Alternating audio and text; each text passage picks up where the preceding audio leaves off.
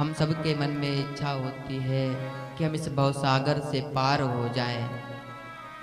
हम इस संसार में पुनः हम इस संसार में ना आए, पुनः इस संसार में हमारा आगमन ना हो। क्योंकि इस 84 लाख योनियों में भटकना कोई सरल बात नहीं है। इस 84 लाख योनियों में हमारी जो जो दशा होती है वो तो हमारे सूक्ष्म शरीर से पूछिए। हमें लगता है कि हमारे मरने के बाद हमारा पाप और पुण्य कौन भोगता होगा। हमें नहीं पता। हमारे मरने के बाद, क्योंकि ये शरीर तो यहीं पर छूट जाता है, फिर वहां कौन जाता है भाई। ये शरीर तो यहीं छूट गया, फिर वहां को जा करके इस जो हमने जो इस 84 लाख योनियों से पार होकर के एक बार हमने मनुष्य की योनि पाई, हमने उसको भी बेकार कर दिया। उसके बाद उसका पाप उसका पुण्य कौन भोगेगा, किसी को नहीं पता। देखिए, हमने जो पाप किए हैं, जो पुण्य किए हैं, ये 2 शरीर होते हैं। शरीर कितने प्रकार के होते हैं? 2 प्रकार के। देखो, पहले तो कथा बाद में, अभी पहले एक छोटा सा निवेदन, छोटा सा, यदि सही लगे तो जरूर करना उसको। अभी आपके फोन में किसी का फोन आ जाए, ठीक है ना, अरे कम से कम मुंडी तो हिला दीजिए, कम से कम।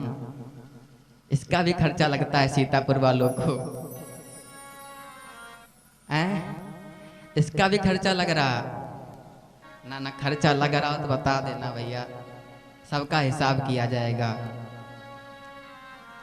देखो, हमने हमारे पास फोन में किसी का कॉल आया, अब फोन हमने उठाया तो पहले शब्द क्या निकलता है? हेलो। इंसान जान जाता है कि भाई सामने वाला उपस्थित है, कॉल सही जा रही, आवाज आ रही है, मतलब हेलो का अर्थ निकल गया कि आवाज सही से पार हो रही है और इस इंसान किसी मुसीबत में नहीं है, वो इस समय फ्री है, मतलब खाली है। तो पता कैसे चला? केवल आपके हेलो बोलने से, है ना। तो ये हमने और हम और आप यहाँ पर क्या कर रहे हैं? संवाद। हम और आप यहाँ पर क्या करने आए? संवाद करने आए। और किस चीज का? राम की चर्चा पर, राम की कथा पर। अच्छा, संवाद करने भी आए हैं और फिर हम यूं बैठे रहे केवल, तो हम तो सोचेंगे मुर्दा बैठा है भाई, हम कहाँ से सुना पाए। अब देखो, आप लोग जब कुछ हाँ ना जवाब दोगे तो हमें भी लगेगा भाई हम जो कथा सुना रहे वो यहाँ पे जा रही है। अब ये यूं बैठ, एक यूं बैठा है, एक यूं कर रहा है, तो एक यूं, तो हमें लगेगा लग सब अपने मस्ती में, सब अपने मस्ती में, अपने मस्ती में।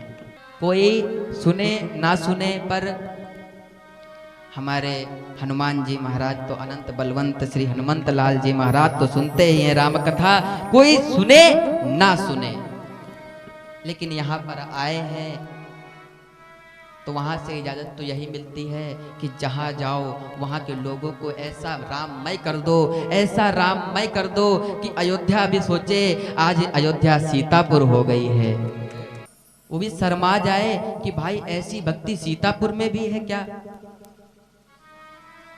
तो इसीलिए जब कुछ संवाद हो ना, तो हाँ भाई, एक कुछ नहीं, अच्छा हाँ नहीं तो केवल मुस्कुरा दिया करो, हम समझ जाएंगे भाई बात सही लग गई। और जहां बात सही ना हो कर देना हम लगेगा कि अब भैया लगता है कथा गलत हो रही, तो कुछ और दिया जाएगा।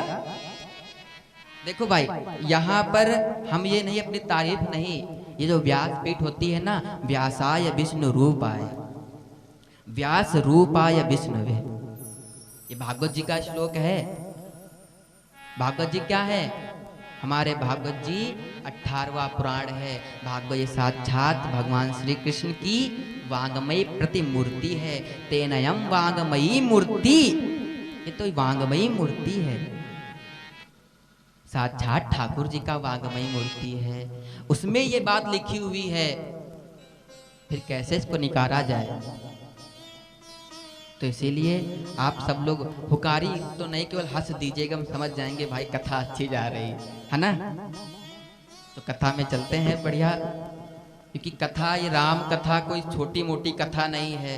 अच्छा सही बताए ना, हमने भागवत पढ़ी तो उसमें इतनी कथा नहीं है जितनी कथा इस राम कथा में है।